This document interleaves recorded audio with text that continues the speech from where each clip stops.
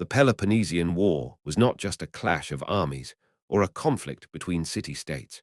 It was the slow, grinding destruction of an entire cultural beacon at the hands of its own ambition. For nearly 3 decades, the ancient Greek world was consumed by a brutal contest between the maritime empire of Athens and the land-dominant Sparta. But beneath the clash of hoplites and triremes was a deeper tragedy, the unraveling of Athens from within, a collapse driven by its own ideals, flaws, and insatiable hunger for dominance. To understand how Athens destroyed itself, we must begin not with the war's first battles, but with the shadow cast by its golden age. After the defeat of the Persians in the early 5th century BCE, Athens emerged as the symbolic heart of Hellenic resistance. The city, devastated by Persian invasion, had risen anew, not just militarily but culturally, artistically, and politically. Under the guidance of Themistocles, its navy had become the greatest in Greece. And in the years that followed, Athens transformed the Delian League, originally a mutual defense pact against Persia, into an Athenian empire in all but name. The League's treasury was moved from the island of Delos to Athens. Member states paid tribute, often unwillingly. Athenian clerks oversaw their affairs. Rebellions were crushed swiftly, often brutally. This empire brought enormous wealth. It financed the Parthenon, the works of Phidias, and the intellectual flourishing of figures like Socrates, Sophocles, and Herodotus. Pericles, the city's most prominent statesman, held sway over Athens like a philosopher king without the title. He promoted democracy, but also expanded Athens' imperial reach. His speeches rang with visions of Athens as an eternal city, a cultural and moral beacon to the rest of the Greek world. But that glory came at a price. The allies of Athens, increasingly coerced into subservience, saw little difference between Athenian domination and Persian conquest. Sparta, ever wary of Athenian power, viewed the rise of the Athenian Empire with suspicion and hostility. The Peloponnesian League, dominated by Sparta, maintained a more conservative, land-based power structure. Where Athens celebrated democracy, Sparta held firm to its rigid oligarchy. Where Athens ruled the waves, Sparta ruled the plains of the Peloponnese. Their rivalry was inevitable. But it was not just difference that drove them to war, it was fear. The spark was kindled in Epidamnus, a remote colony in the northwest. Internal strife led to an appeal for help, and the involvement of Corinth and Corcyra, two naval powers in conflict, drew Athens into the fray. When Athens allied with Corcyra against Corinth, it was seen not just as a local affair, but as a deliberate threat to Corinthian interests. Soon afterward, Potidæa, a Corinthian colony and Athenian subject, revolted. Athens imposed a siege. Sparta interpreted this as clear aggression. War was now a matter of when, not if. In 431 BCE, after much deliberation and a vote among its allies, Sparta declared war on Athens. It claimed to act on behalf of the freedom of the Greeks, but the truth was more pragmatic. Sparta could not allow Athens to continue expanding unchecked. What followed would be a war like no other Greece had seen, a protracted, total conflict that devoured generations and reshaped the ancient world. The first phase of the war, known as the Archidamian War, was defined by a contrast in strategies. Sparta, led by King Archidamus II, invaded the Athenian countryside every summer, laying waste to farms and villages. Athens, protected by its massive walls, refused to meet the Spartans in open battle. Pericles had a different vision, a war of attrition, one Athens could outlast by relying on its naval power and wealth. This strategy, though wise, was deeply unpopular among the rural population. As the Spartans burned crops and homes, the people of Attica flooded into the cramped city. Disease spread rapidly. In 430 BCE, a plague broke out, killing a quarter of the city's population, including Pericles himself. The loss was incalculable. Pericles had been the guiding star of Athenian policy. With him gone, the city grew increasingly unstable, its politics prone to demagogues and populists. One such figure was Cleon, a fiery orator who embodied the more aggressive spirit taking hold in Athens. Cleon advocated for total war. In 427 BCE, after the city of Mytilene on Lesbos rebelled against Athenian rule, Cleon proposed executing all the men and enslaving the women and children. The assembly initially agreed, but reversed its decision the next day, sending a second trireme to stop the massacre. It arrived just in time. The incident became a symbol of Athens' growing ruthlessness and internal volatility. The war dragged on, with indecisive engagements and shifting fortunes. In 425 BCE, Athens achieved a rare and shocking victory at the Battle of Pylos, where a group of elite Spartan hoplites, thought to never surrender, were captured. This event deeply humiliated Sparta and shifted momentum in Athens' favor. Cleon, who had pushed for aggressive tactics, was celebrated, but Athens squandered its advantage. Rather than securing a lasting peace, Cleon and others pushed for further conquests, but Athens' internal weaknesses deepened. Leadership seesawed between hawks and doves. After Cleon's death, Nicias, a more moderate voice, brokered a temporary peace in 421 BCE, the Peace of Nicias, but it was a peace in name only. Neither side trusted the other, and conflicts continued through their allies and colonies. It was at this moment that one of Athens' most dazzling and ultimately disastrous figures entered the stage, Alcibiades. Young, charismatic, and a student of Socrates, Alcibiades had wealth, charm, and ambition in equal measure. He advocated for a bold move to secure Athens' supremacy, an expedition to Sicily. The city of Syracuse, a powerful ally of Sparta, was the target. The argument was simple. If Athens could conquer Sicily, it could dominate the western Mediterranean. Nicias opposed the expedition. He warned that it was a reckless overreach, but the assembly, seduced by dreams of conquest and riches, sided with Alcibiades. In 415 BCE, the fleet departed, the largest and most ambitious in Athenian history. Before the fleet even arrived, scandal erupted. Religious statues called the Hermae were mutilated across Athens. Alcibiades was accused of sacrilege and recalled. Rather than face trial, he fled to Sparta. What followed was the ultimate betrayal. Alcibiades, now siding with Athens' greatest enemy, advised the Spartans to send help to Syracuse. He told them how to fortify the city, how to block Athenian supply lines. Sparta sent the brilliant general Gylippus to aid Syracuse. The tide turned. The Sicilian expedition became a catastrophic failure. After months of siege, the Athenian fleet was trapped in the harbor. In 413 BCE, the Athenians attempted a desperate breakout. They were defeated. The survivors fled into the countryside, hunted down like animals. Nearly the entire force was killed or enslaved. It was one of the most devastating losses in Athenian history. Athens was shattered, but not dead.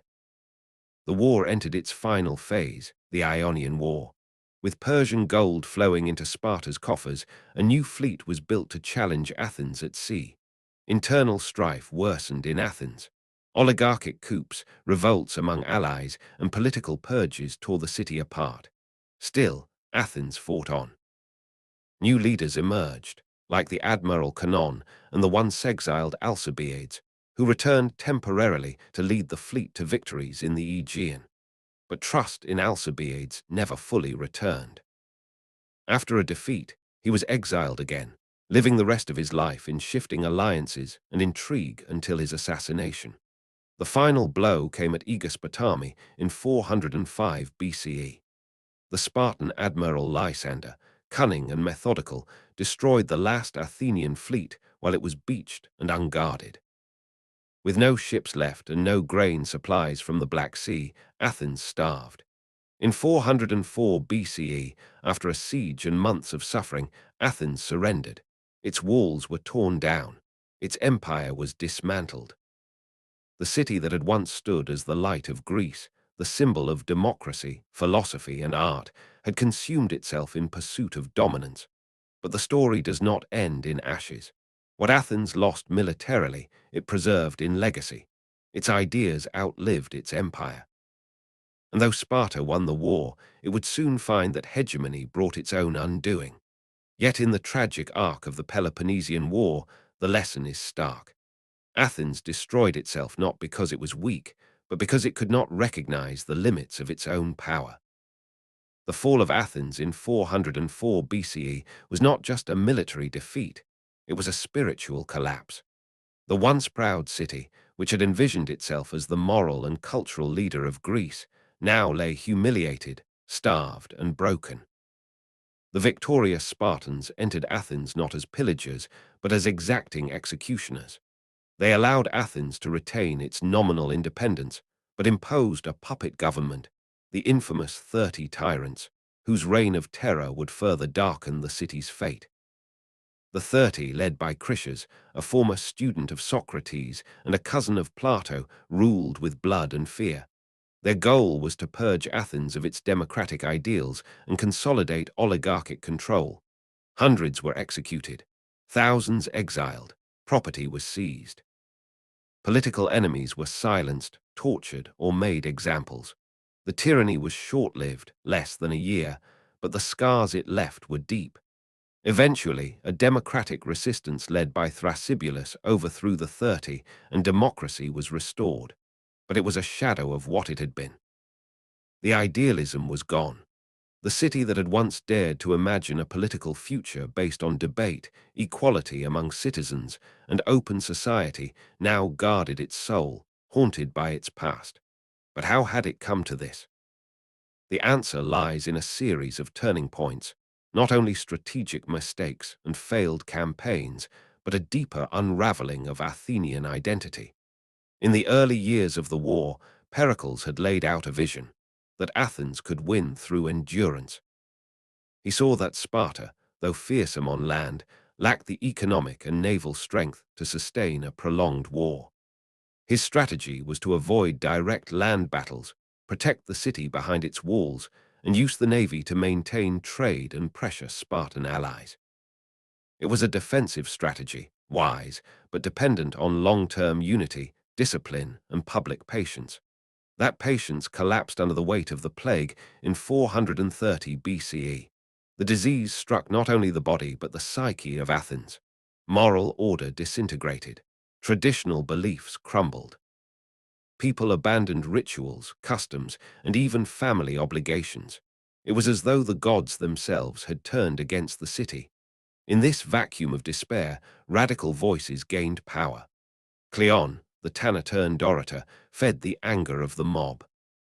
He spoke to their suffering, but offered only vengeance and domination in response.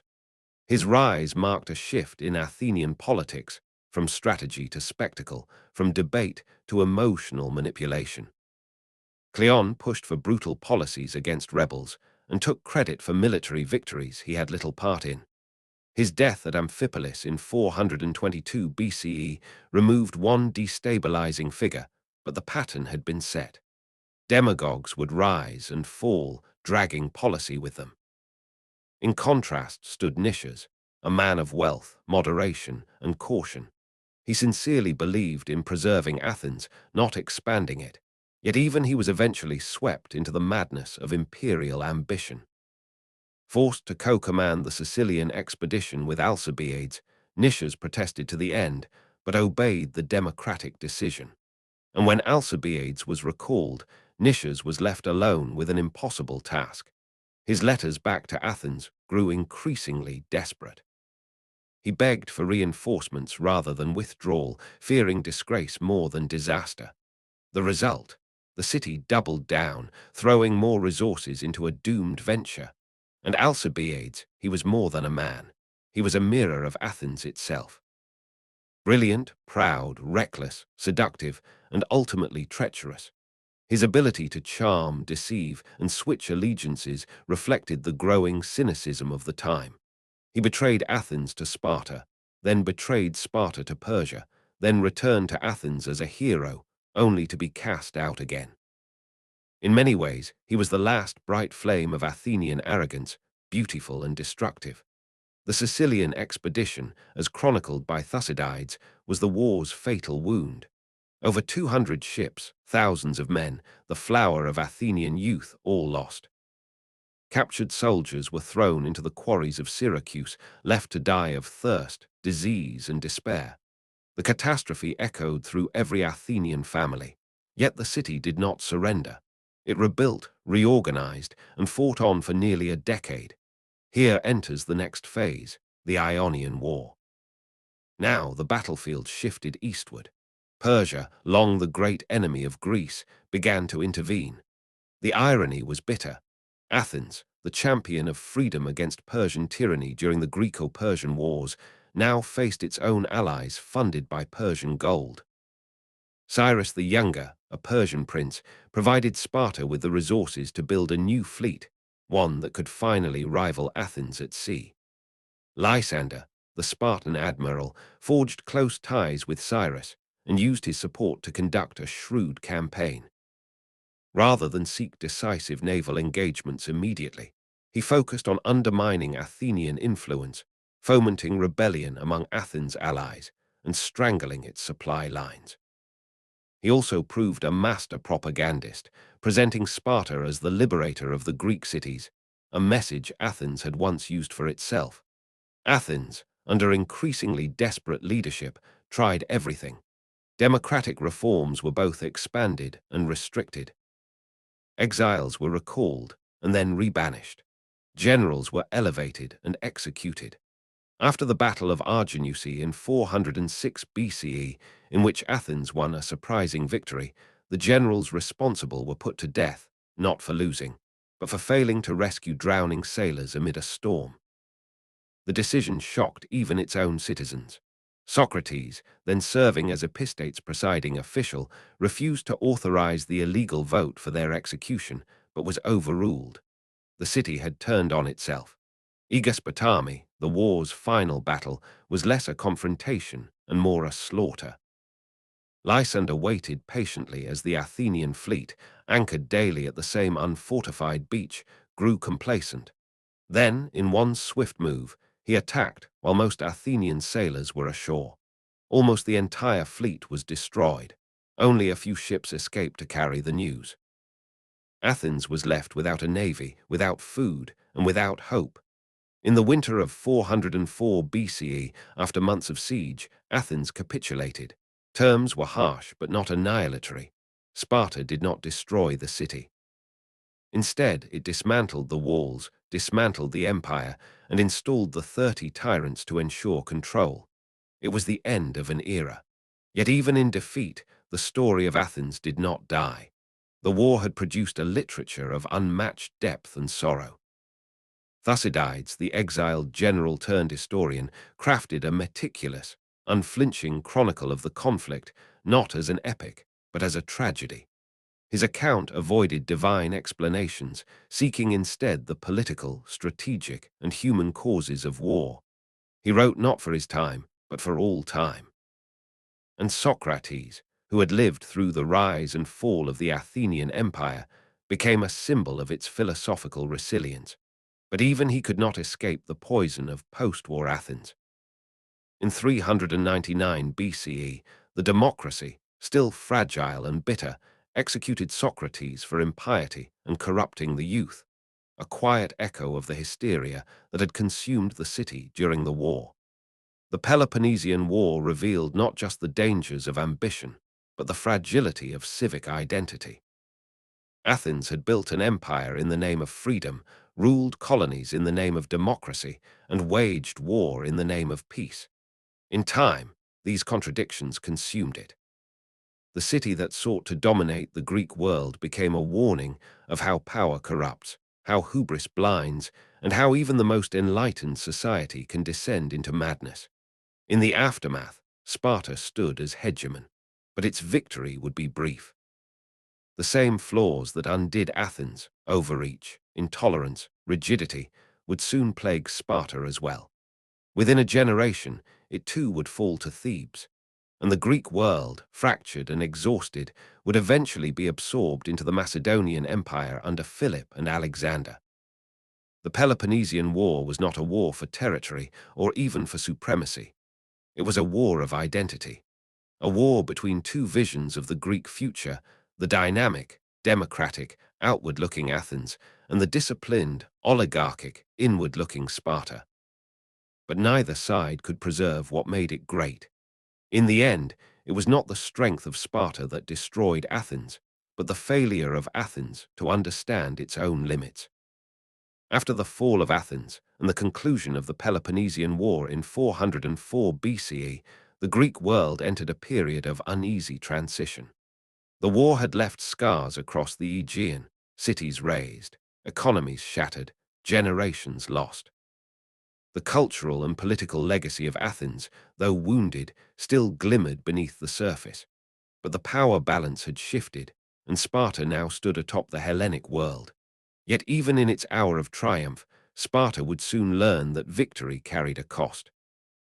Lysander, the architect of Athenian defeat, became the most powerful man in Greece. Though not a king, Sparta had two hereditary kings at all times. Lysander's influence stretched from the Aegean to Asia Minor. He was hailed as a liberator by many Greek city-states, especially those previously under Athenian control. But liberation quickly turned into Spartan control by another name. In many cities, Lysander established pro-Spartan oligarchies known as dikarchies, backed by Spartan governors and garrisons. Freedom was short-lived, and disillusionment spread. Nowhere was this more evident than in Athens itself, where the 30 tyrants imposed a reign of violence. Their rule, less than a year long, became infamous for its cruelty. Citizens were executed without trial, property was confiscated, political dissent was crushed.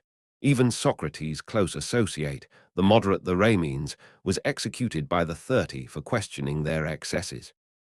The democratic resistance, led from exile by Thrasybulus, grew stronger. In 403 BCE, they seized the fortress of Phyle, then moved to Piraeus, rallying support until the 30 were overthrown. With the help of moderate Spartans who disapproved of Lysander's hardline policies, democracy was restored in Athens.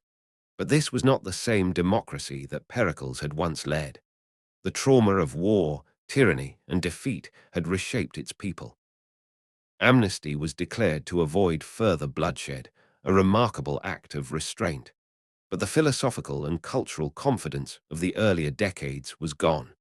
In these post-war years, Athens began to reflect more deeply on its own collapse. Tragedians had already captured the anxiety of empire in plays like Euripides' The Trojan Women, which turned the lens of war on its victims.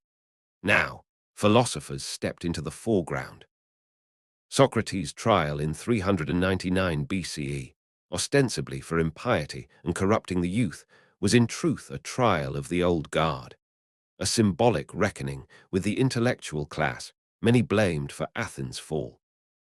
Socrates had remained aloof during the war, questioning all and committing to none, and this ambiguity made him a threat in a city desperate for moral clarity.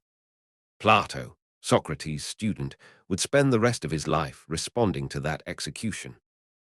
His dialogues transformed Socratic thought into a structured philosophy of justice, politics, and the soul. In doing so, he laid the foundations of Western thought. But the city that had birthed these ideas no longer had the power to shape the Greek world as it once had. Meanwhile, Sparta's moment in the sun began to tarnish. Sparta had never been built for empire. Its rigid social structure, focused on maintaining dominance over its Helot population through military discipline, left little room for administrative flexibility or economic innovation.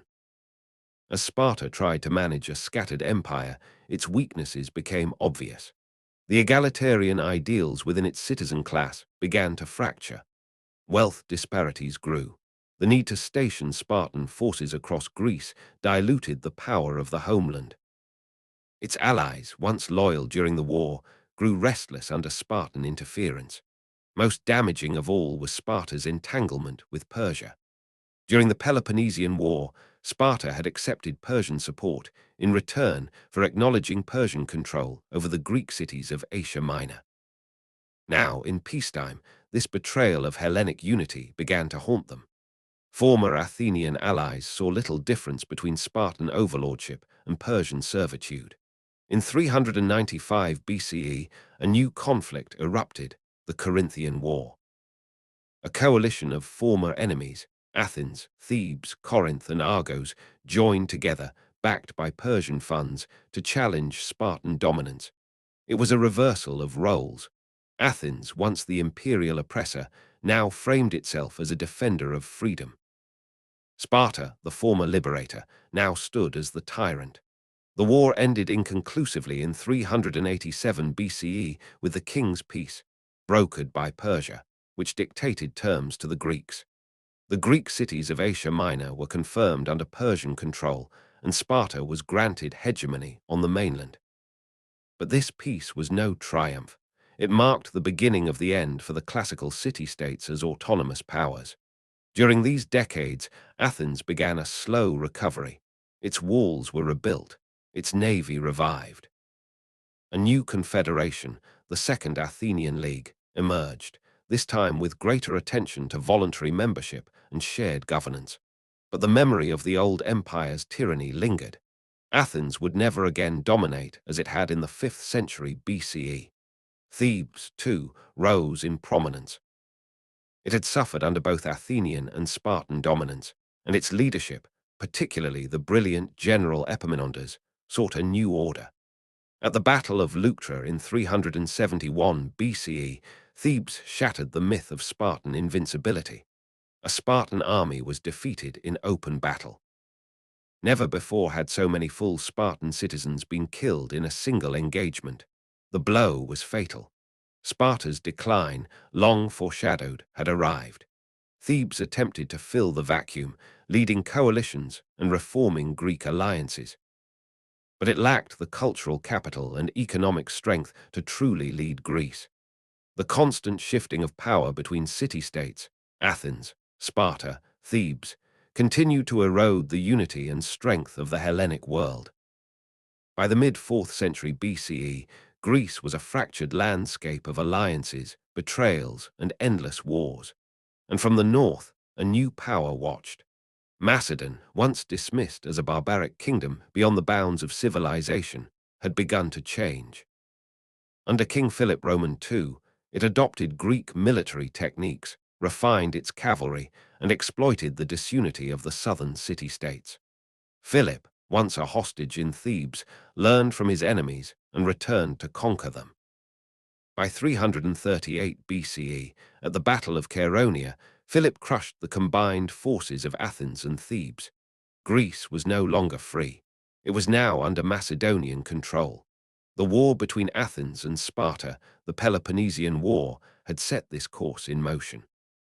In destroying each other, they had opened the gates to outside conquest, and yet their legacy endured. Philip's son, Alexander the Great, would carry Hellenic culture as far as India, spreading Athenian ideals even as he ruled as a king. Athens had destroyed itself, yes, through ambition, inflexibility, internal strife, and the seductions of empire. But in its destruction, it had created something paradoxical, a civilization whose influence outlasted its power. Its philosophers, dramatists, historians, and artists became the foundation stones of the Western world. The war revealed its flaws, but history preserved its light. In the end, the Peloponnesian War was not a story of simple conquest. It was the story of a society that reached too high, fell too far, and yet, in falling, gave voice to questions and ideas that would echo for millennia. To understand how the Peloponnesian War led Athens to its own undoing, we must return again to the deeper, more structural failings that grew within the city even during its period of imperial glory. For while the outward trappings of success, tribute from subject states, grand temples, military victories, dazzled observers within Athens, something more corrosive was unfolding. A transformation of democracy into demagoguery, the replacement of statesmanship with populism. and a blind belief in the inevitability of Athenian supremacy. The Athenian political system was a radical experiment. Unlike the oligarchic councils of Sparta or the monarchies that ruled elsewhere in the ancient world, Athens gave the power of legislation and execution to the ecclesia, the popular assembly of citizens. In its purest form, it was direct democracy. Any citizen male over the age of 18 could speak, vote, and hold office. The system depended on active participation, public debate, and constant renewal. And under Pericles, it had been guided by reasoned leadership, balancing the passions of the mob with a long-term strategic vision. But war has a way of distorting ideals. As the war dragged on, and especially after the deaths of Pericles and his successors with true strategic insight, the Athenian assembly became a tool for the loudest voices. Ambitious speakers would stoke fear, promise victory, call for purges or new campaigns, and use patriotic rhetoric to sway votes. There was no constitution to prevent hasty decisions. Military generals could be elected or removed by vote. One moment of public anger or disappointment could end a career or a life. One of the most infamous examples came after the Battle of Arginusi in 406 BCE. Though the Athenian navy had achieved a crucial victory against the Spartans, a storm had prevented the retrieval of bodies and survivors from the sea. When news reached Athens, the people were outraged. The 8 generals responsible were summoned and put on trial. Due process was suspended. The assembly, in a collective rush of judgment, sentenced them all to death. Socrates, who had presided over the session that day, refused to ratify the illegal vote, but he was one voice against the many. The deeper problem was not just that mistakes were made. It was that the system allowed, and even encouraged, reactive decisions rather than reasoned deliberation. This same system had authorized the Sicilian expedition, ignoring Nicias' caution, enraptured instead by the soaring promises of Alcibiades. Even after learning of disasters overseas, Athens continued to throw ships and men at a failing campaign. The city believed itself exceptional, immune to failure, destined to lead, until the illusion shattered. And yet, this very instability produced some of the most enduring art and thought in history. Athenian tragedy, in the hands of playwrights like Aeschylus, Sophocles, and Euripides, evolved into a tool of collective reflection. These plays were not mere entertainment. They were public rituals, performed before the citizenry, exploring themes of fate, pride, justice, and hubris. They asked the people to examine their own city through the lens of myth. What happens when leaders act in defiance of wisdom? What price is paid for arrogance? What is the role of the individual in a collective? The plays reflected, often uncannily, the city's descent. In Antigone, the conflict between personal morality and state authority mirrors the dilemmas citizens faced under the 30 tyrants. In the Bacchae, Euripides portrayed a city torn apart by a force it cannot comprehend, a metaphor, perhaps, for the war itself. The Trojan women was a chilling condemnation of imperial cruelty, portraying the aftermath of conquest not as a triumph but a human catastrophe. In philosophy, Athens turned inward. Socrates wandered the agora, asking inconvenient questions. What is virtue? What is justice? How should one live? He mocked the pretense of politicians, challenged the assumptions of the elite, and encouraged young men to think for themselves. In a city growing desperate for certainty and unity, his voice was unsettling. His death, calmly accepted, offered as an example of obedience to the law, even if the law was unjust, became a turning point. Plato, horrified by the injustice, withdrew from politics and began constructing his ideal polis in the realm of ideas. His dialogues, built around Socratic questioning, explored the flaws of democracy, the dangers of tyranny, and the potential of reason to guide society. Even Aristotle, Plato's student, though more pragmatic, was skeptical of radical democracy. He classified governments by their virtues and corruptions. Monarchy became tyranny, aristocracy became oligarchy, and democracy, when corrupted, became mob rule. It was clear to all thinkers of the time that Athens, in its final years of the war, had devolved into the latter. Meanwhile, in the military sphere, the war reshaped the Greek conception of conflict. Early in the war, battles were often formal engagements between hoplite armies. These were seasonal, ritualistic, and governed by tradition. But as the conflict dragged on, all norms broke down. Ambushes, sieges, naval blockades, and scorched earth tactics replaced honor with pragmatism. The killing became more efficient, more indiscriminate. Civil wars erupted in allied cities, spurred on by Athenian or Spartan interference as oligarchs and democrats fought proxy wars. The war was no longer about states, it was about ideologies. Nowhere was this clearer than in Corcyra. In 427 BCE, internal strife between democratic and oligarchic factions, each supported by the major powers, led to a massacre. Friends betrayed friends. Family members turned on one another.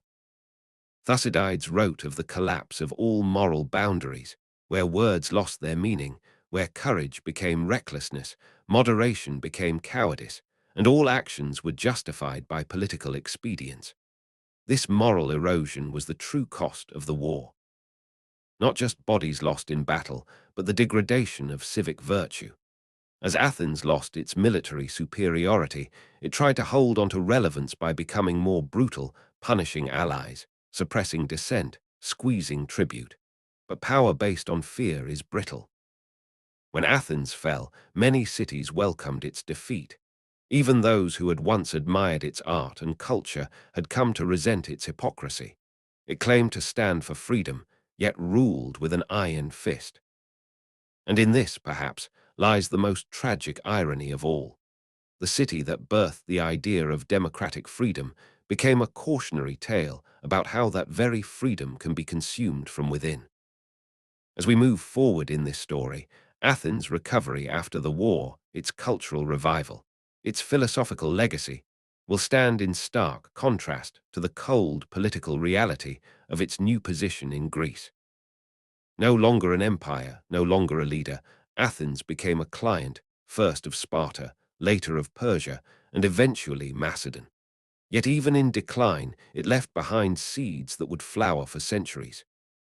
The very debates that tore it apart, the role of the citizen, the limits of power, the meaning of justice, became the foundations of Western political thought. The Peloponnesian War was a tragedy, but one that produced insight, and insight, unlike power, endures. In the war's immediate aftermath, Athens was not merely stripped of its empire, it was stripped of its identity. A city that had defined itself by action, expansion, and expression was now under occupation in all but name. The Spartans, through the 30 tyrants, enforced not just political control, but humiliation. The long walls that had protected Athens for decades were torn down, dismantled to the sound of flute players in an act of symbolic death. The once glorious navy, the pride of Themistocles and the lifeblood of the empire, was reduced to a few dozen ships. The tribute payments that had once poured in from across the Aegean now ceased entirely. The Delian League was dead. The imperial dream had rotted. And yet, despite these losses, Athens did not collapse fully into oblivion. The resilience of its culture, the way it clung to its language, its theatre, its habits of inquiry, allowed it to retain a unique place even in defeat. The intellectual life of the city, though shaken by war and tyranny, rekindled in strange and potent ways. After the fall of the 30 tyrants and the restoration of democracy in 403 BCE, Athens engaged in one of the most remarkable acts in its history: collective amnesty.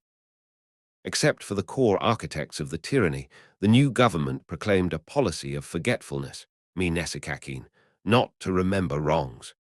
Citizens were forbidden to prosecute others for actions taken during the time of the oligarchy. In this choice, we see a flicker of the city's old wisdom, a recognition that vengeance would only perpetuate the cycles of internal strife. Instead, Athens tried to look forward. This does not mean Athens returned to its old self. The democracy was more cautious, more suspicious of demagogues, and less willing to embark on grand adventures. While the wounds of war still bled beneath the surface, the city's energy turned increasingly inward. Philosophy began to eclipse politics. Plato established his academy. Isocrates promoted a vision of Panhellenism through rhetoric. Xenophon, once a soldier and admirer of Sparta, began to write his histories and memoirs. And everywhere, the question lingered: how had it come to this? For many, the answer lay in the moral decay of the democracy. The fear of the mob, of hasty votes and impassioned decisions, led to a subtle shift in values. Education became more about control of speech, persuasion, and legal strategy. The rise of the sophists, whose rhetorical training turned virtue into a tool of influence. Critics like Plato saw this not as a correction, but a deepening sickness, the hollowing out of citizenship into performative cleverness. This intellectual critique had already been underway during the war, but in the years afterward it intensified. The city turned into a laboratory of ideas, where philosophers dissected every principle that had once guided its greatness. What is justice? What is a state? Should the many rule or the wise? Is freedom an illusion? Parallel to this was a slow, uneven resurgence of Athenian naval power. In 394 BCE, during the Corinthian War, Athens allied with its former enemies, Thebes, Corinth, and even Argos, against Sparta, which had overextended itself in its attempt to govern Greece. Funded now by Persian gold, an irony that would have outraged earlier generations, Athens began to rebuild its walls and ships. The city no longer claimed to lead the world, but it did seek to protect itself, and perhaps to regain some influence. The naval victory at the Battle of Cnidus, led by the Persian fleet under the Athenian commander Canon, struck a serious blow to Spartan power. The Athenian long walls were rebuilt soon after, an act made possible only by Persian support. But this was not a revival of empire. The new Athens was careful, cautious. The Second Athenian League, formed later in the 370s BCE, presented itself as a more equitable and voluntary alliance. There would be no tribute, no Athenian clerks overseeing other cities, but the memory of Athenian imperialism still hung in the air. The new league never enjoyed the unity or loyalty of the old, and in time, its contradictions, the gap between proclaimed equality and the reality of Athenian dominance, would surface again. But as this political dance unfolded, a greater shift was taking place across Greece. Sparta's hold on power, never stable, began to decay rapidly. Its social structure, designed for a closed, controlled society, could not support an expansive empire. The number of full Spartan citizens, Spartiates, declined dangerously due to war losses, strict inheritance laws, and demographic limitations. Helot uprisings and fear of internal revolt forced Sparta to garrison cities far from home, stretching its manpower thin. Then came the fatal blow, Leuctra.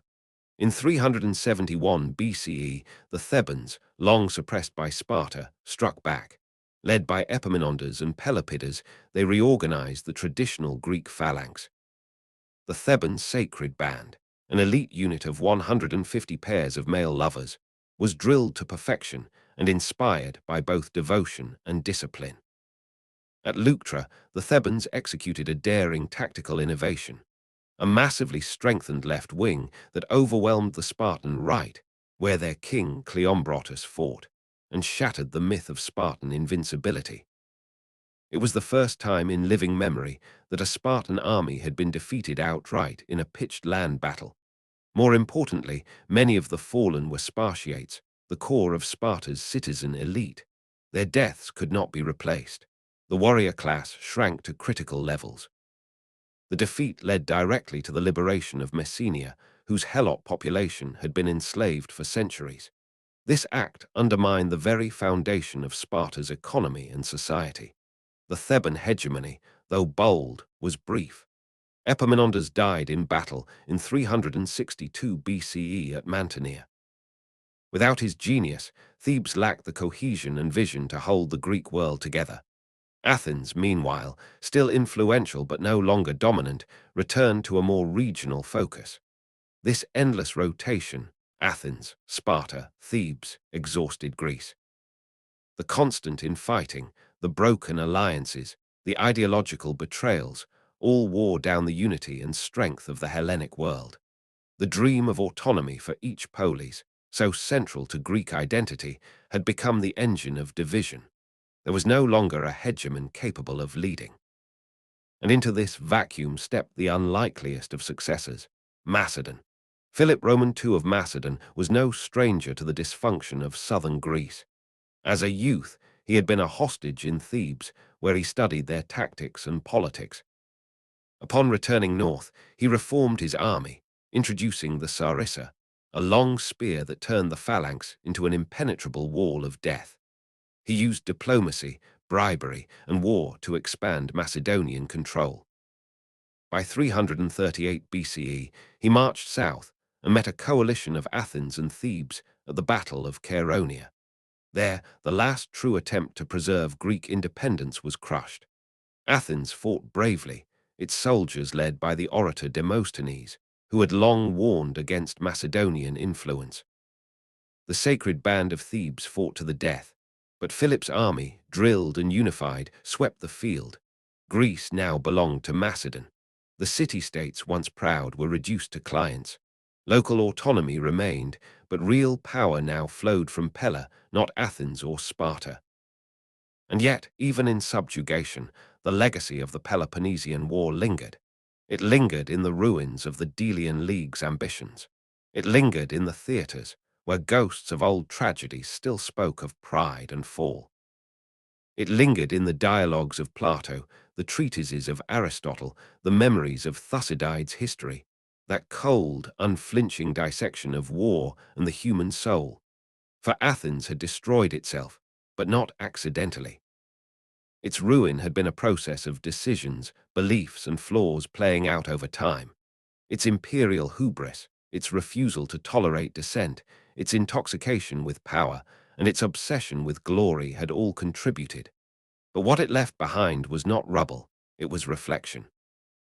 A living record of the cost of power, the fragility of democracy, and the resilience of ideas. The Peloponnesian War had not just redrawn the map of Greece. It had rewritten what it meant to lead, to fight, to believe. It taught in blood and plague and ruin that no city, no ideal, no power is immune to decay. But it also proved that even in collapse, a civilization can leave something behind that transcends walls and war. By the time Philip Roman II had united Greece under Macedonian control after Chaeronea in 338 BCE, the dream of city-state independence, the very idea that had once driven the pride of Athens and Sparta, was shattered. The Peloponnesian War had done more than simply exhaust the Greek world. It had exposed the fundamental limitations of the polis system itself.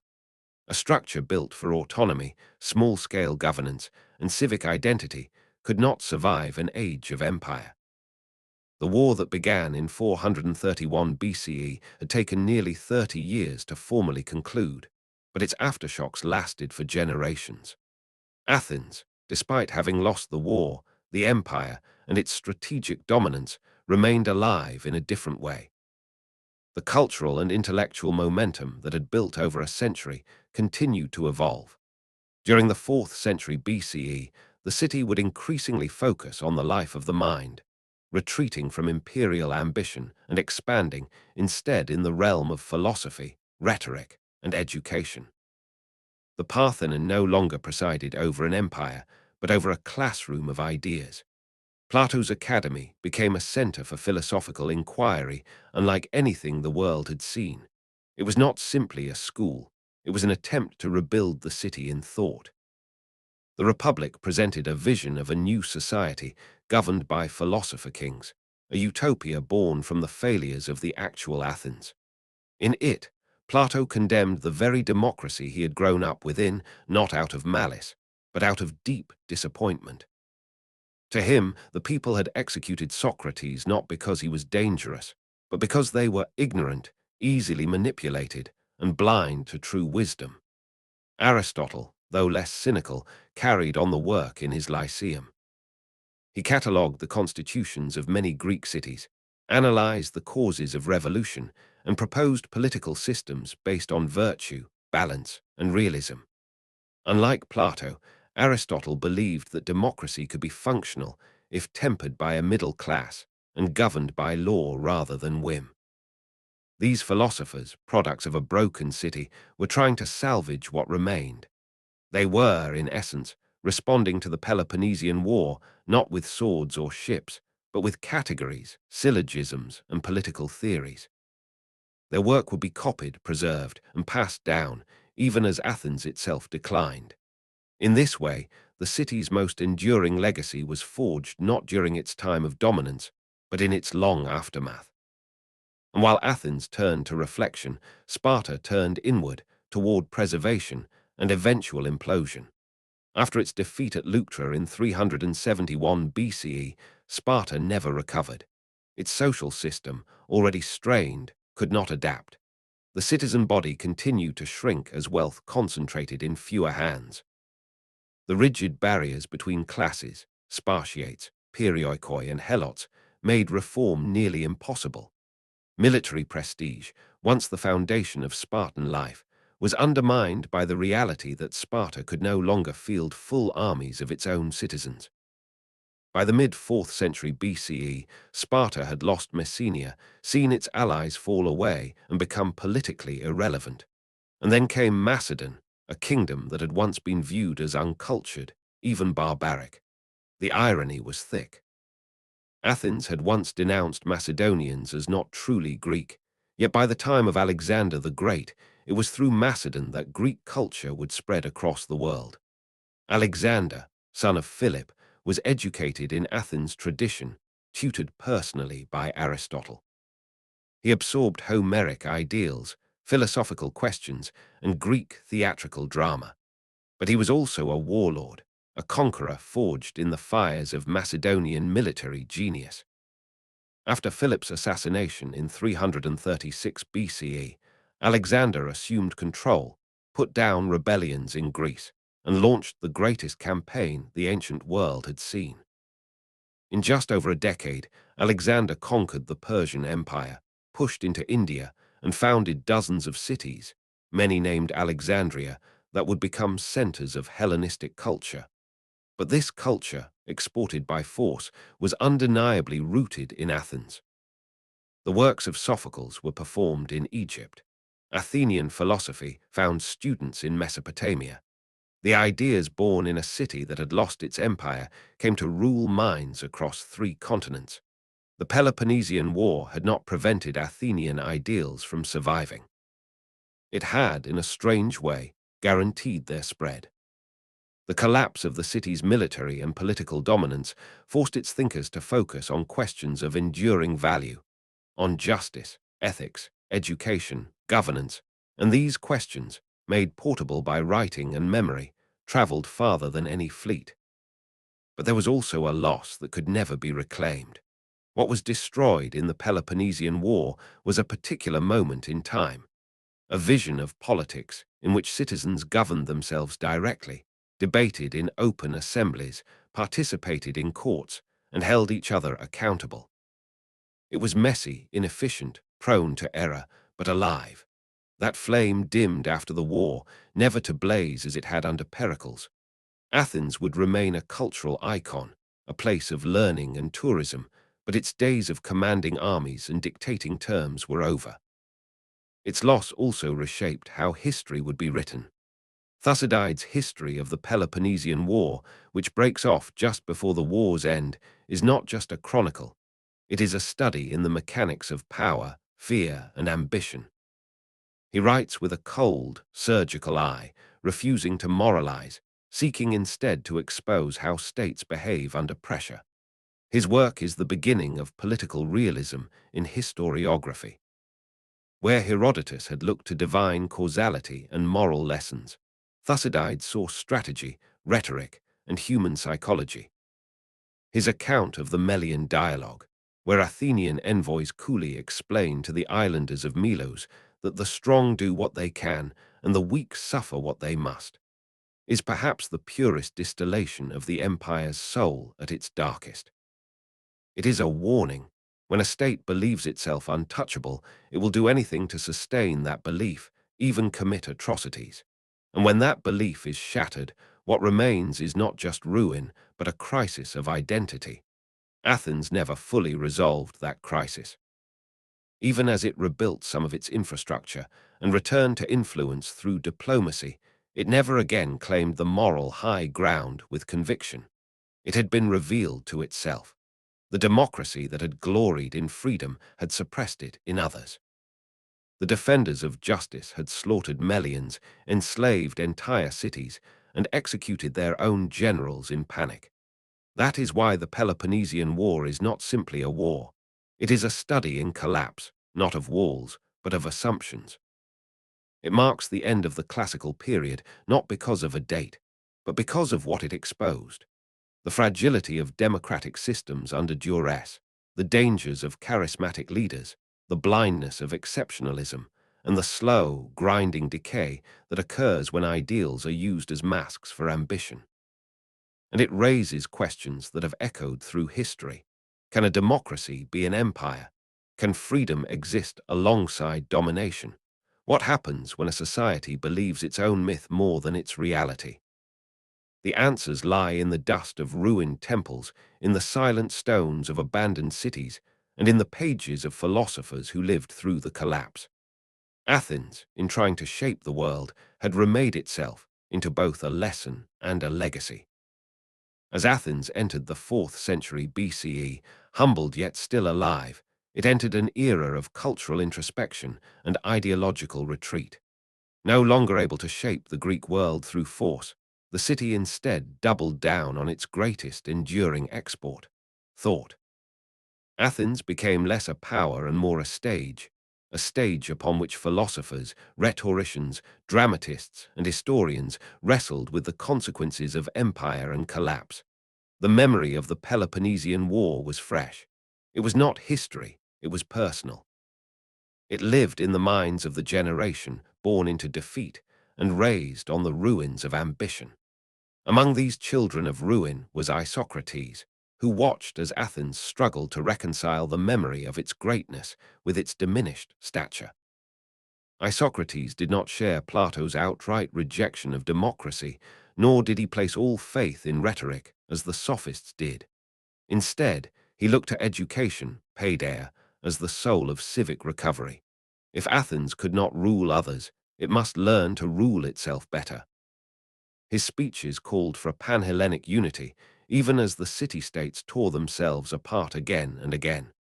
He would later pin his hopes on Philip of Macedon, believing that perhaps a foreign monarch could succeed where Greek liberty had failed. It was a bitter irony. Meanwhile, another tradition evolved, that of oratory as political performance. Figures like Demosthenes and Aeschines dominated the assembly with speeches that carried not just argument but passion. In a post-imperial Athens, where military decisions no longer defined the city's fate, words became its weapon. The courtroom and the assembly became battlegrounds of persuasion. Demosthenes, especially, gave voice to the last throes of Athenian defiance. His Philippics, searing denunciations of Philip Roman II, were cries of resistance. He urged the Athenians to remember their past, to rise again, to reject Macedonian hegemony. But the people, worn by decades of war and disappointment, were divided. Many had come to see in Philip a form of stability that Athens itself could no longer guarantee. When the final confrontation came at Chaeronea, Demosthenes armed himself for battle, but what he fought to preserve had already died decades earlier, not on the field, but in the assembly, in the plague, in the harbor of Syracuse. As Athens tried to redefine itself, the rest of the Greek world unraveled further. Corinth turned inward, Thebes overreached, Sparta refused to reform. The ideal of balance, of isonomia, equality under law, had vanished from Greek interstate relations. Every city suspected the others. Every alliance was temporary. The war that had begun as a conflict between two systems, democracy and oligarchy, had become an abyss into which all systems eventually fell. This erosion of faith in the polis system coincided with a transformation in literature and theatre. The golden age of Athenian tragedy, with Aeschylus' grand moral arcs, Sophocles' noble suffering, and Euripides' emotional dissection, gave way to new comedy. By the time of Menander, plays were no longer about gods and cities, but about families, inheritance disputes, and domestic confusion. The grand themes of hubris and war gave way to character-driven drama. The scope had narrowed. So too had the city's place in the world. The Peloponnesian War had also changed the way Greeks thought about power. The romantic notion of heroic leadership, modeled on Achilles and Odysseus, gave way to a colder, more Machiavellian view. Thucydides' narrative had stripped glory from war. It revealed leadership as manipulation, as calculation. It showed how even noble ideals could be weaponized, how speeches could be used to justify betrayal, and how fear drove nations to madness. This disillusionment permeated post-war philosophy. The Cynics, for example, took the lessons of collapse and turned them into a rejection of all material and political concerns. Diogenes of Sinope, perhaps the most famous cynic, lived in a barrel and mocked the pretensions of the powerful. When asked what he thought of war and empire, he pointed at a pile of bones and said, "I see no difference between kings and slaves." His contempt was not for any one regime, but for all systems that claimed authority over the individual. Meanwhile, the Stoics, emerging slightly later, would absorb the lessons of the Peloponnesian War into a doctrine of endurance and rational control. For them, the world was unpredictable, filled with suffering, but virtue was internal, invincible. Zeno of Citium, the founder of Stoicism, studied in Athens long after the war but lived in its philosophical shadow. He taught that true strength was mastery of self, not others. It was a creed tailor-made for a city that had learned, painfully, the cost of controlling others. But in this philosophical flowering, we also see the tragedy. Athens was no longer the Athens of Pericles. It had become a monument to what once was. Tourists came to see its ruins. Philosophers came to learn from its schools. But the city itself was static, surviving on memory. And yet, the war lived on in other ways. The alliances, betrayals, and power struggles of the Peloponnesian War became case studies in political rhetoric. Future leaders quoted Pericles' funeral oration or Lysander's brutal pragmatism. The imperial ambitions of Rome would later invoke Athenian strategies and caution against Athenian mistakes. Even in its failure, Athens taught, sometimes as a model, sometimes as a warning. The Peloponnesian War also marked the end of Greek innocence. The earlier wars, the Greco-Persian conflicts, had been cast as epic struggles between freedom and tyranny. But the Peloponnesian War blurred all moral lines. Sparta, in claiming to defend Greek freedom, ended up collaborating with Persia. Athens, in claiming to spread democracy, imposed brutal control over allies and slaughtered dissenters. There were no heroes in the end, only survivors. In that sense, the war was not just the end of a military era. It was the death of a myth, the myth of the noble city-state, the just war, the moral empire. From this death emerged something different: skepticism, irony, introspection. These are the qualities that would define later Greek and eventually Roman thought. The great questions of the war would ripple outward, transformed again and again by those who studied its causes and consequences. How should a democracy defend itself without becoming tyrannical?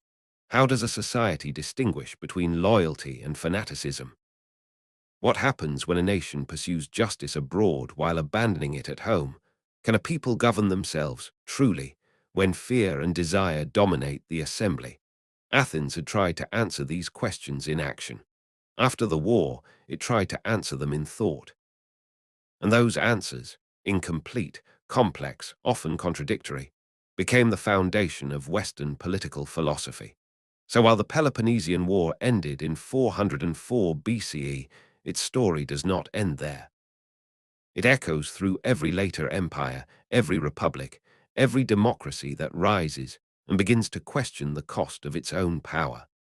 As the centuries rolled forward, the war that had once shattered Athens became something else, a story.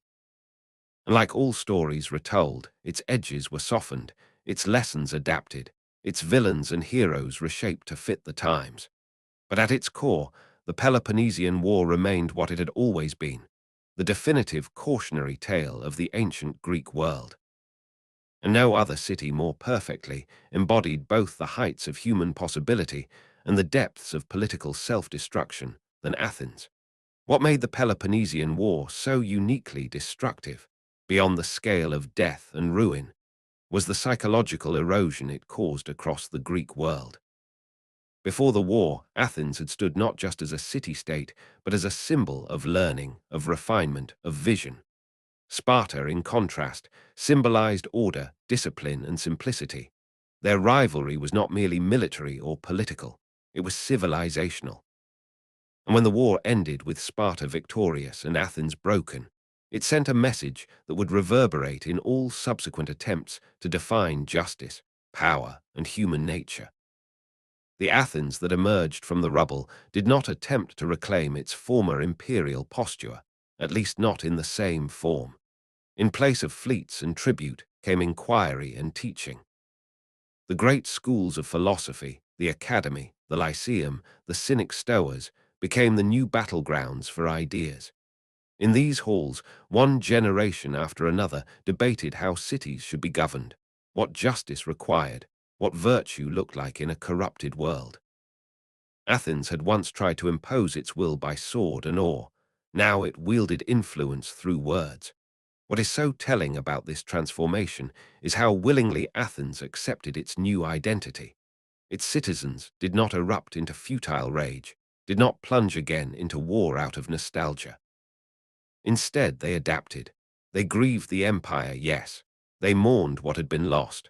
But they also found a way to keep their city relevant, not as a ruler, but as a reference point.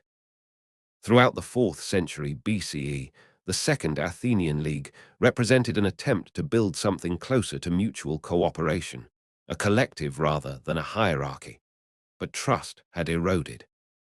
The memory of Athenian tribute ships, of clerks stationed in other cities, of executions and enslaved rebellions, these were not so easily forgotten. Athens could no longer lead without suspicion. Still, this diminished city drew minds from across the Hellenic world. From Macedonia came students. From Asia Minor came philosophers. From distant colonies came young men eager to sit beneath the olive trees of the academy and ask the same questions that had haunted Pericles, Cleon, and Socrates. Athens had become what it could not be in war, a gathering point, a shared center, a city not of empire, but of thought. Yet even within this intellectual bloom, the shadow of the Peloponnesian War never lifted entirely. When Plato composed his Republic, he did so in direct response to the chaos that had engulfed Athens during and after the war. His image of a perfectly ordered city was not an abstraction. It was a corrective. The philosopher king was the antithesis of the wartime demagogue. The rule of reason was the antidote to Cleon's angry populism and Alcibiades' seductive ambition. Plato saw clearly how easily a democracy could become a tyranny of the mob, how quickly justice could be sacrificed to expedience. But Plato also despaired. His later dialogues, the Laws, the Statesman, reveal a thinker losing faith in the ideal republic. He turns toward compromise, toward mixed systems, toward stability rather than perfection. It is the arc of a man who had seen too much to believe in purity. Aristotle, his student, approached the ruins with different eyes.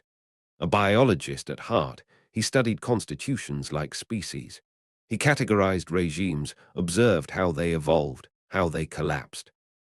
His politics is perhaps the most clinical response to the Peloponnesian War, a dissection of how power is used and misused, how a city rises, and how it decays. He warned of factions, of economic inequality, of leaders who seek popularity over principle.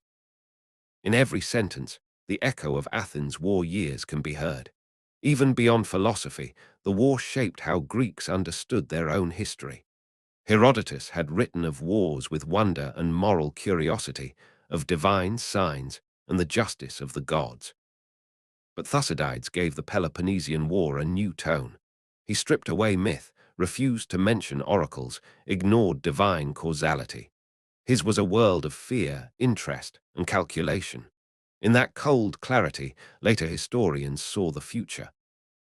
Polybius, Livy, Tacitus, all would inherit Thucydides' unflinching gaze. In him, history became not a sermon, but a diagnosis. The war also changed the citizen's place in the Greek imagination. Before, the citizen had been a participant, a hoplite on the field, a voter in the assembly, a juror in the court. But after the war, the citizen became more often a spectator of theatre, of philosophy, of rhetorical display. The political energy of Athens was spent. Its people, perhaps weary from the cost of participation, retreated into private life. Public service gave way to private cultivation. This retreat was not all loss. It gave rise to a richer inner life, ethics, virtue ethics, schools of thought focused on how one should live when politics fails. The Stoics urged self-control. The Epicureans sought peace through moderation. The skeptics questioned everything, having seen how certainties led to ruin. These schools did not merely exist despite the Peloponnesian War, they were born because of it. And what of Sparta, the city that had won? It is striking how little Sparta gained from its victory. Its hegemony was short-lived, and its institutions crumbled under the strain of empire. It tried to imitate Athens in some ways, with garrisons and tribute, but lacked the economic and naval infrastructure to sustain it. The rigid social code that had produced the most disciplined soldiers in Greece could not adapt to a more fluid and cosmopolitan world. When Thebes shattered Sparta's army at Leuctra, it did more than win a battle. It exposed the illusion of Spartan permanence. The ultimate victor of the war, if there was one, was Macedon. Not because it fought in the war, it didn't, but because the war had paved the road for its rise. The city-states were too fractured, too exhausted to resist Philip's diplomacy and Alexander's ambition. The Macedonian conquest would spread Greek culture, yes, but it would also end the independence of the Polis forever. The war between Athens and Sparta had decided nothing except that no Greek city could rule the rest. That void, once opened, could only be filled from outside. Thus, the Peloponnesian War becomes the last great act of the classical Greek world.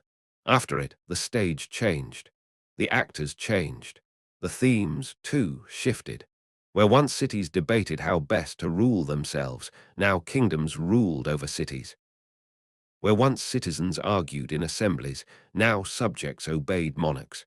And yet, paradoxically, the legacy of that classical world endured. Not in power, but in idea. When Roman generals stood before the Senate and argued for conquest, they quoted Thucydides. When Renaissance republics tried to revive citizen rule, they studied Athens. When Enlightenment thinkers searched for models of liberty and tyranny, they returned to Pericles and Cleon, to the assembly and the mob. The war that had broken Athens gave future generations a mirror. In it, they saw their own ambitions, their own follies, and perhaps, if they were wise, their limits. The Peloponnesian War, for all its political and military milestones, ultimately lived on not as a mere sequence of battles and treaties, but as a wound in the Greek psyche. It marked the end of belief in a stable, predictable world, a world in which gods favored the righteous, in which justice naturally triumphed, and in which the noble city could rise above petty politics. In the years following the war, Greek thought became darker, more self-critical, more attuned to contradiction and disillusionment. One of the most enduring examples of this psychological shift was the decline of the heroic ideal. In the Homeric tradition, the hero was a warrior, bold, proud, driven by kleos or glory. He fought for honor and died for his name. But in the post-war era, this ideal began to fracture. The Peloponnesian War had seen countless acts of bravery, yes, but also betrayal, cowardice, opportunism, and moral ambiguity. Hoplites had slain their own fellow citizens during civil wars. Generals had lied to their men. Leaders had used the rhetoric of virtue to justify massacre. No longer could the Greeks pretend that warfare ennobled the soul. War was now seen, as Thucydides portrayed it, as a corrupter, an amplifier of fear and greed, a destroyer of restraint. The old stories of honor began to feel hollow. This is reflected powerfully in the surviving tragedies of the era.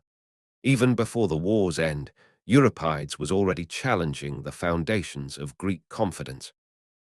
In Hecuba, Trojan Women, and Helen, he portrayed the victors not as triumphant, but as guilty, wounded by the suffering they inflicted.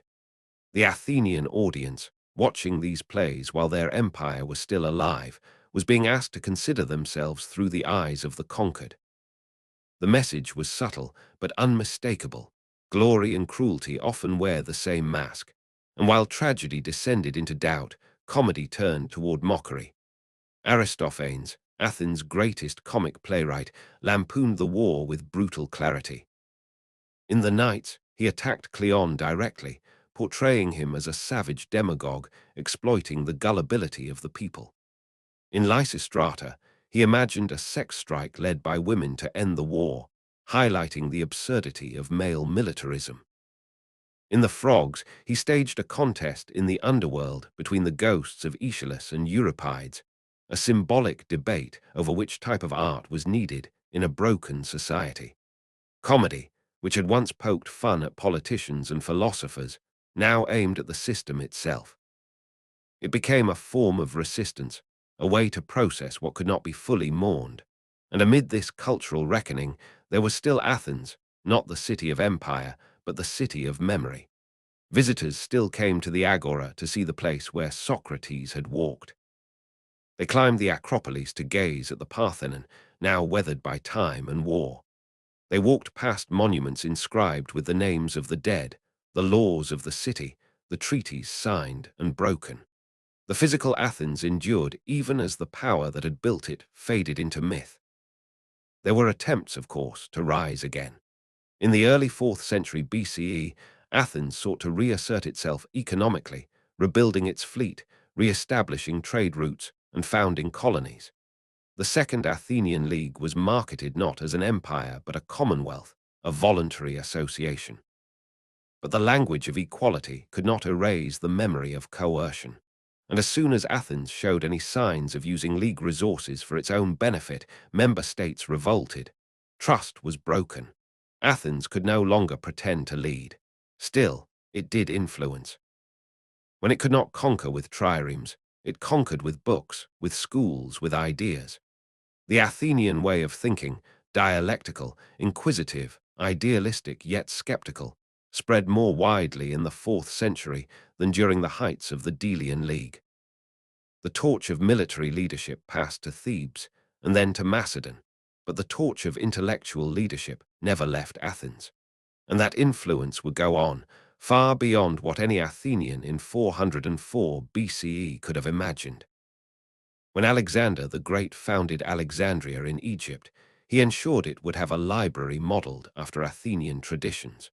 When the Roman Republic built its system of checks and balances, it studied Greek models and found both warning and wisdom in Athens' collapse. Roman orators memorized Demosthenes. Roman emperors visited the ruins of Athens not to dominate, but to honor. Later still, in the Renaissance, the war between Athens and Sparta was read again, this time through the lens of republicanism versus tyranny, of cultural progress versus militaristic stagnation.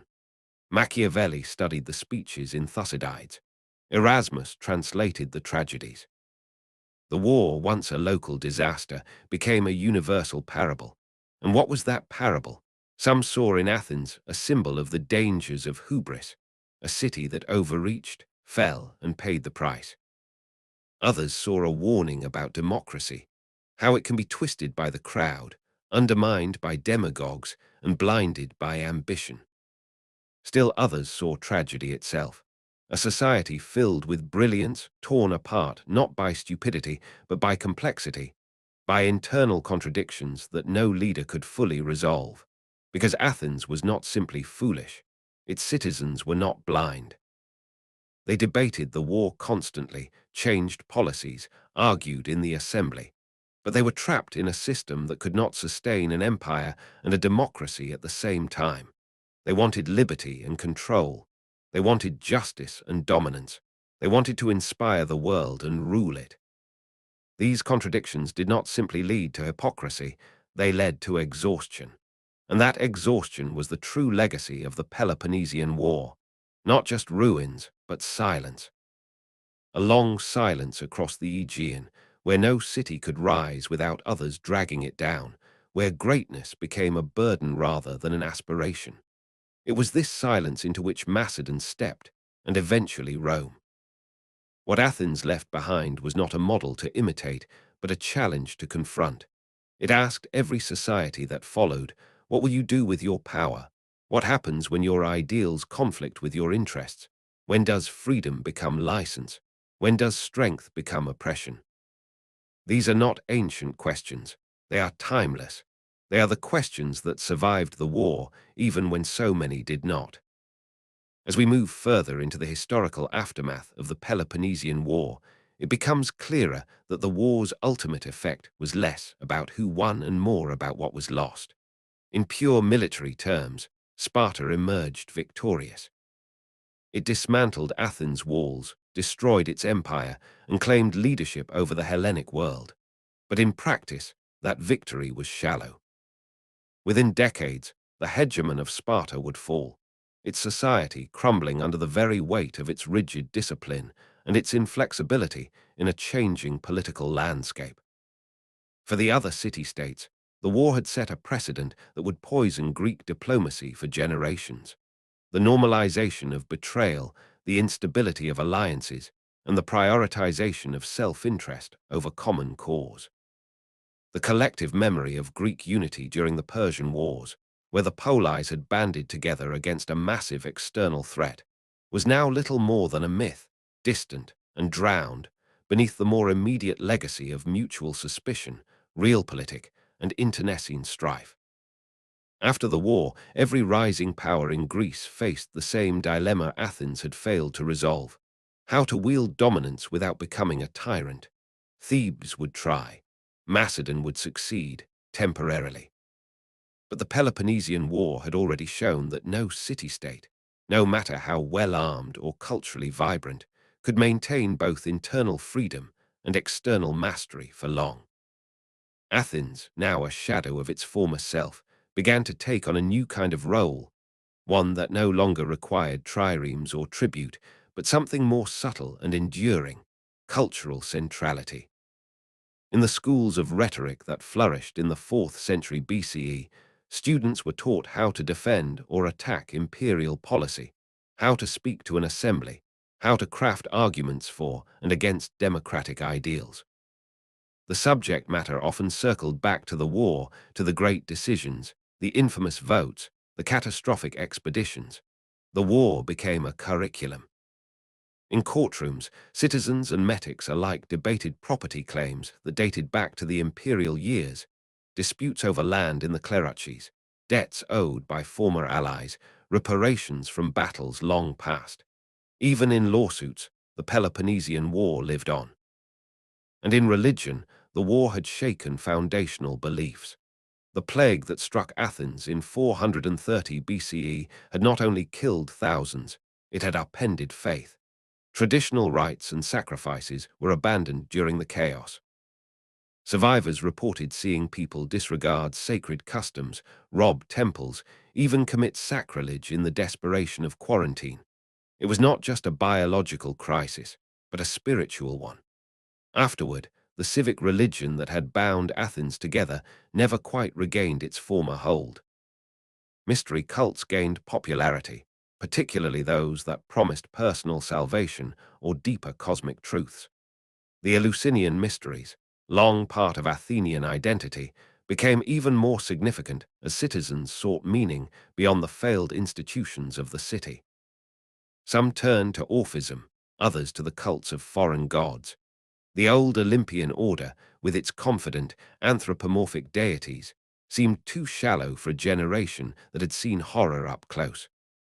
This spiritual shift mirrored the political one, a turn away from the collective toward the individual, from civic pride to philosophical skepticism. We also begin to see during this time the transformation of Thucydides' work from contemporary chronicle to political scripture. Though unfinished and ignored by many of his own generation, his history of the Peloponnesian War began to circulate more widely in the following decades, particularly among those seeking to understand the collapse of Athens not as an accident, but as a case study. Later historians and thinkers would see in his work a kind of grim clarity, a dissection of power without illusion. Thucydides showed, without sentimentality, how speeches could mask intentions, how appeals to justice could hide conquest, and how human behavior in times of crisis rarely matched the nobility of our ideals. His cold analysis stood in contrast to the myth-making of earlier ages. Herodotus had told stories, Thucydides presented systems. This tone, rational, brutal, observant, would become the model for statecraft in centuries to come. Meanwhile, the younger generations of Athens after the war lived in the long shadow of lost greatness. They had not seen the assembly roar at Pericles. They had not walked past the tribute ships docking at Piraeus. They had not voted on war, nor watched the Parthenon being raised from marble. They inherited a city not in ascendancy, but in memory. And yet this too gave rise to something remarkable, a new relationship with history. In tragedy, in philosophy, in the emerging genre of political thought, the Athenians began to look backward not just in grief, but in search of understanding. The Peloponnesian War became a framework, a way to understand not only their own city, but the nature of cities in general. They asked, why do democracies fail? Why do leaders mislead? Can a republic survive victory?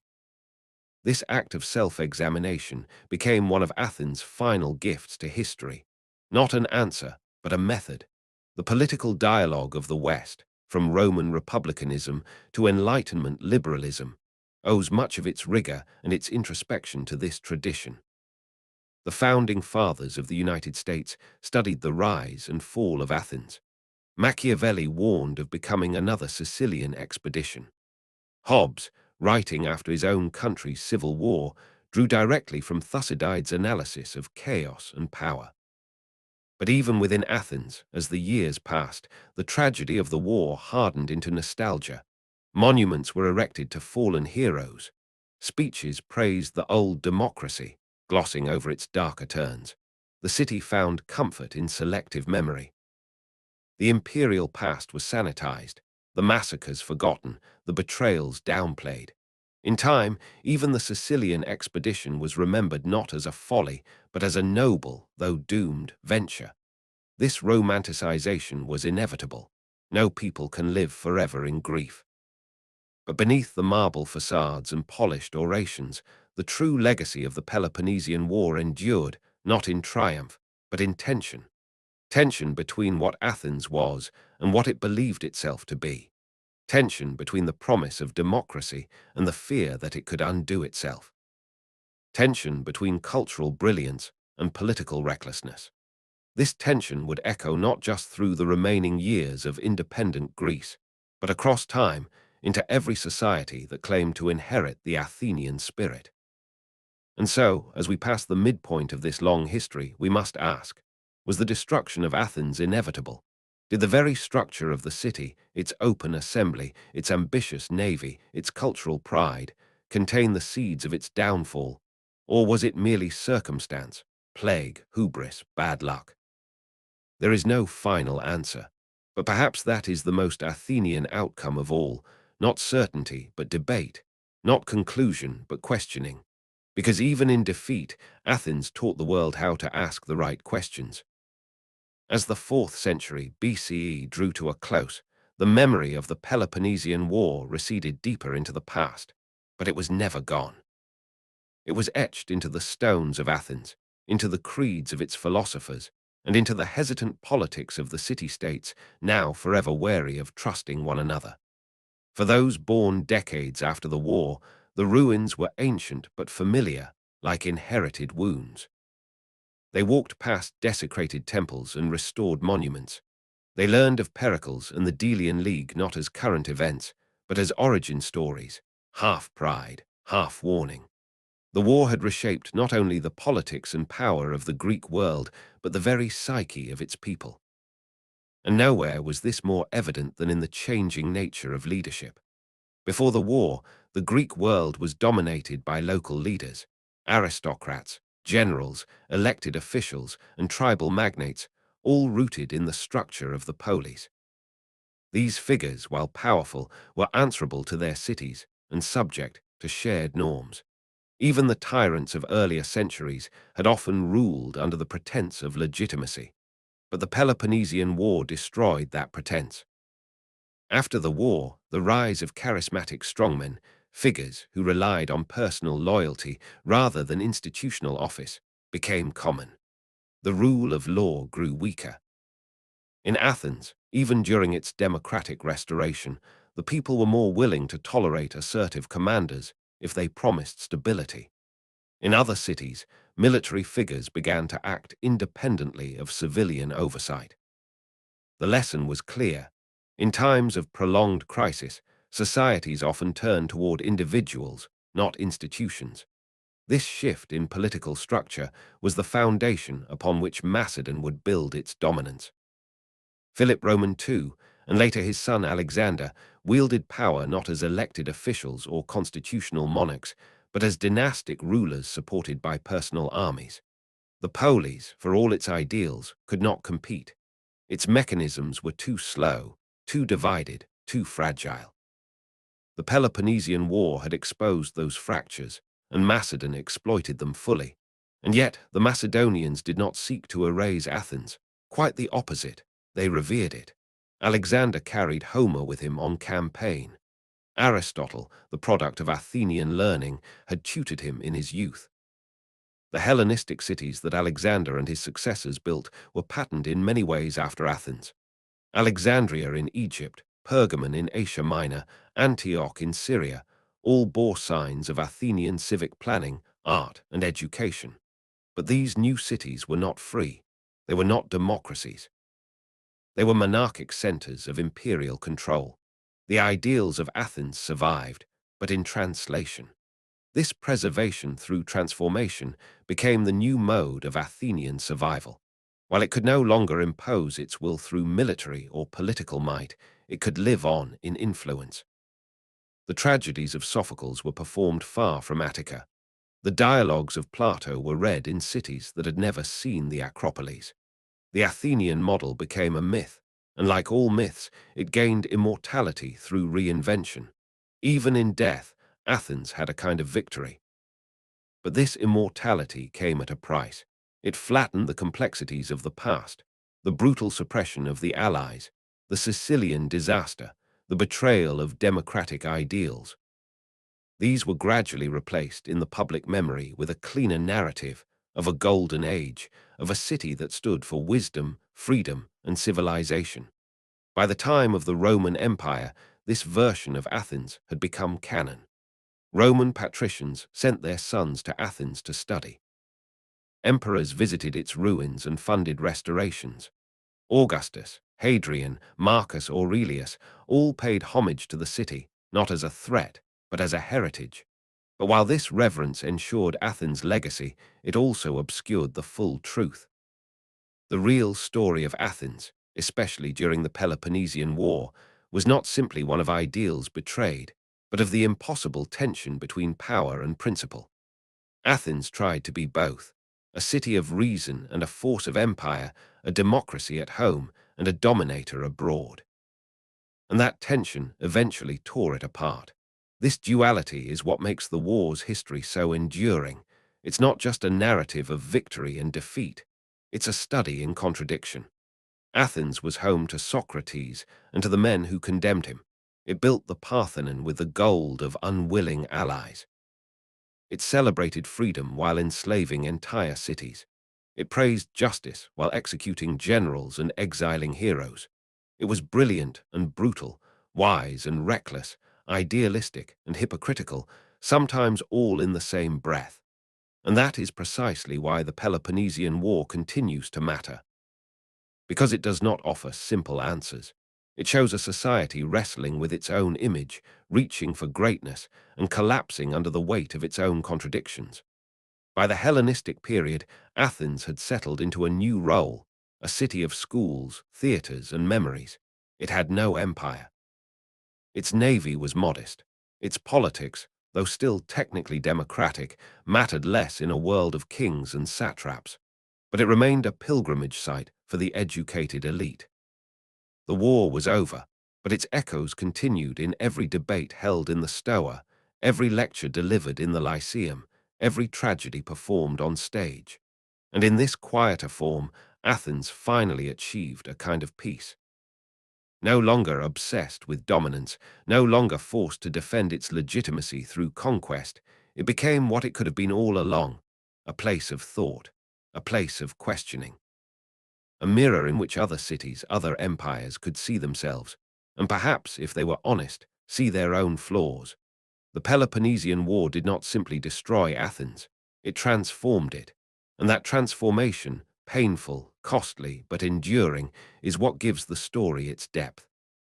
Because destruction is not always the end. Sometimes it is the beginning of understanding. In the long stretch of history that followed the Peloponnesian War, one truth became unavoidable. No empire outlasts the ideas it births. Athens, though politically humbled, intellectually endured. The war may have dismantled its fleet and its walls, but it could not destroy the cultural architecture Athens had built, a structure composed of philosophy, tragedy, history, and political thought. And as this intellectual inheritance spread across the Mediterranean, long after the clamor of Athenian assemblies had gone silent, it shaped civilizations that never fired an arrow at the Spartans nor voted in an Athenian ecclesia.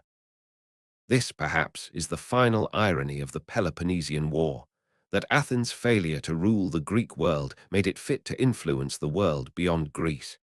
In the centuries following the war, the notion of Athens became unmoored from its physical location.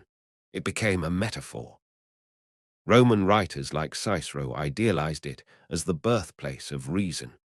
Roman emperors treated it as a cultural shrine. Even as the actual city declined in material wealth and political relevance, its name grew heavier with symbolic meaning. The same city that had seen its assembly tear itself apart in paranoid purges was now invoked as the cradle of democracy. The same democracy that once sentenced Socrates to death now served as a model for civic education in distant republics. Athens had been violent, flawed, and often self-defeating, and yet it was precisely this complexity that gave its story power. The Peloponnesian War became the keystone of that story. To study the war was to confront uncomfortable truths, not just about Athens, but about human nature. It showed how fear could masquerade as principle, how leaders could weaponize virtue for personal ambition, how even the most idealistic government could become monstrous when pressured by war, pride, and the illusion of permanence. That's why the war has never been forgotten.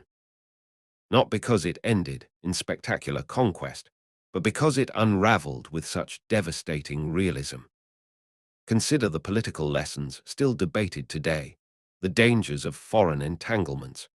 Athens' intervention in Sicily, a theatre of war far from its vital interests, mirrored later imperial overreaches throughout history, from Rome's expansion into Parthia to Napoleonic Russia, to the American involvement in Vietnam or Afghanistan.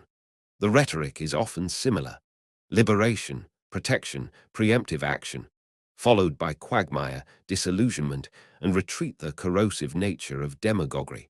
Figures like Cleon or Hyperbolus were not unique to Athens.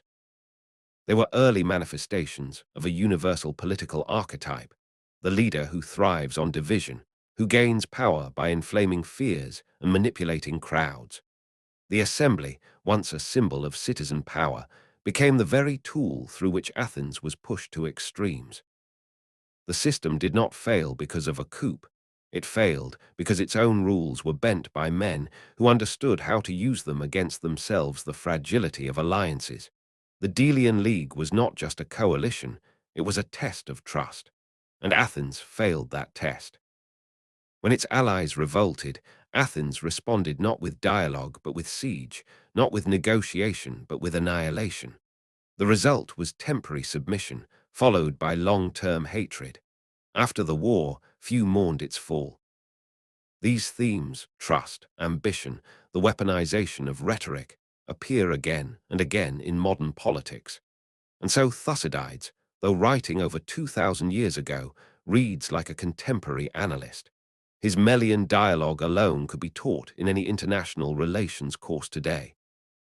But the war's lessons are not limited to politics. They also offer a profound commentary on the human condition. The Peloponnesian War stripped away illusions. It revealed how quickly civilization can unravel. In places like Corcyra, where civil war turned neighbor against neighbor, Thucydides did not blame a single faction. He blamed the total breakdown of meaning. Words lost their value. Courage became recklessness. Prudence became cowardice.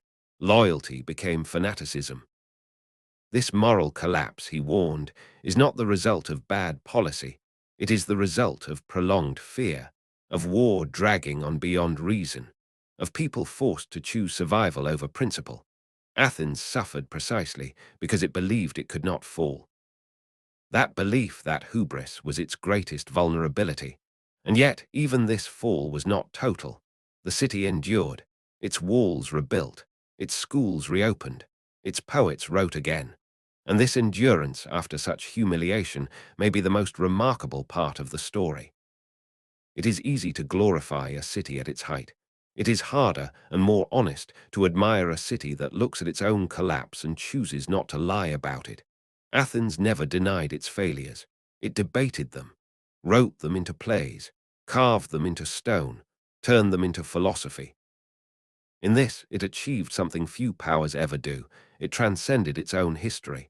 Because while Sparta won the war, its legacy faded. It produced no philosophy, no enduring literature, no world-changing institutions. It stood for order and discipline, yes, but only for itself. Athens, on the other hand, made its soul visible. Even in defeat, it taught, it provoked, it endured. And that is why the Peloponnesian War, a brutal, messy, chaotic conflict, became not just a record of decline, but a blueprint for reflection.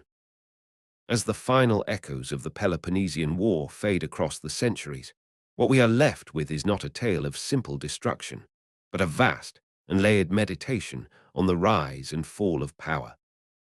The war began as a clash of cities, Athens and Sparta, but it ended as a mirror held up to all of civilization.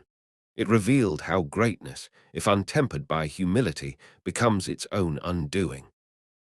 How even the brightest minds, the most just systems, and the most beautiful cities can be seduced by the idea that they are invulnerable.